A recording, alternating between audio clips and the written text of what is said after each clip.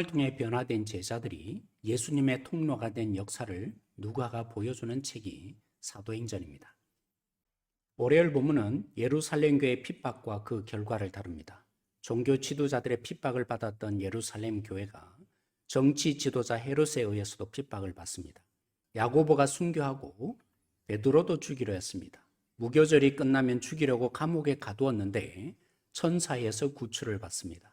구출받은 베드로도 베드로를 위해 기도하던 교회 성도들도 믿지 못한 아주 극적인 사건이었습니다. 이 일로 베드로는 예루살렘을 떠나 순회 선교를 하게 됩니다. 핍박했던 헤롯은 가이사라로 이동합니다. 환심을 사기 위해 두로와 시돈 사람들이 헤롯을 칭찬하죠.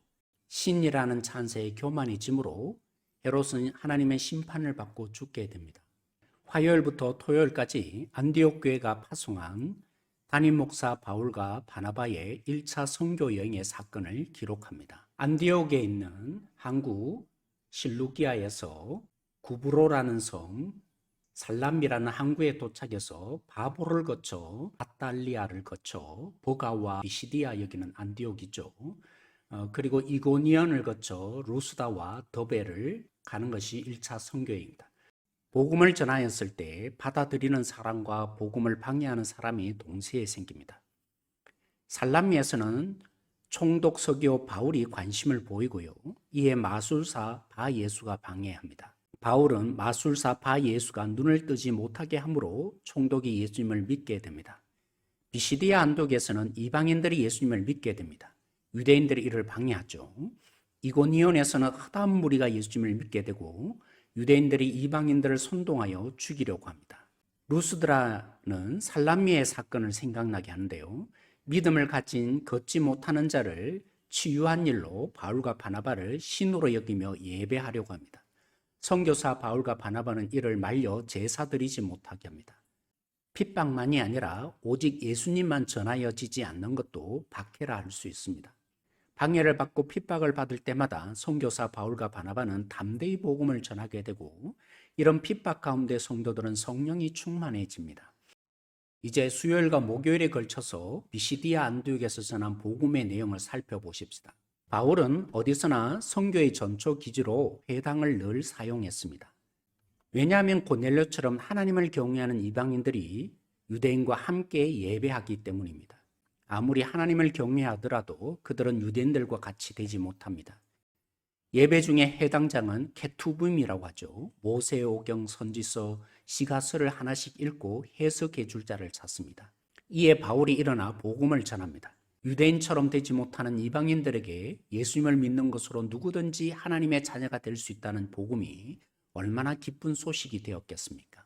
바울이 전한 복음의 내용을 살펴보십시다.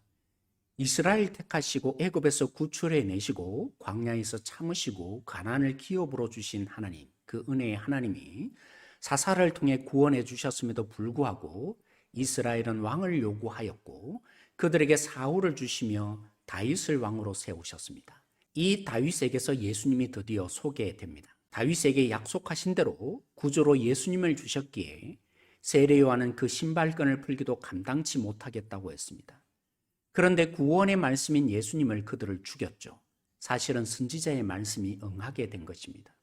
시편 2편과 이사야 55장의 약속에 따라 예수님은 하나님의 아들로 이 땅을 통치하는 구원자가 되셨습니다.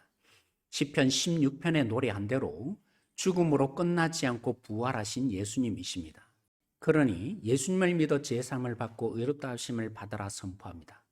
그렇지 않고 하박국 선지자의 예언대로 만약 예수님을 거절한다면 멸망당할 뿐입니다. 사랑하는 성도 여러분, 예수님을 믿으라는 복음은 기쁜 소식입니다. 예수님을 믿는 유일한 조건으로 제사함을 받으며 의롭게 되기 때문입니다. 이 믿음조차도 하나님의 선물입니다. 이 복음에는 믿는 자에게는 구원과 거부하는 자에게는 심판이 동시에 일어납니다. 방해와 박해를 받을 때 여전히 복음을 담대히 전할 수 있는 것은 핍박은 하나님의 자녀라는 계급장을 가슴에 다는 것이요 하나님의 자녀된 증거를 얻는 것이기 때문입니다. 예수님으로 인해서 제사함 받고 의롭다함을 받는 기쁜 소식은 우리에게 어떻게 적용됩니까? 하나님이 우리와 함께 하시며 하나님의 마음과 지혜가 부어지며 하나님의 뜻을 그래서 분별하고 하나님의 기뻐하시는 일을 할 수 있게 됩니다. 쇠하지 않는 흠이 없는 하나님의 생명, 영원한 생명을 누리는 행복한 자가 되는 것입니다.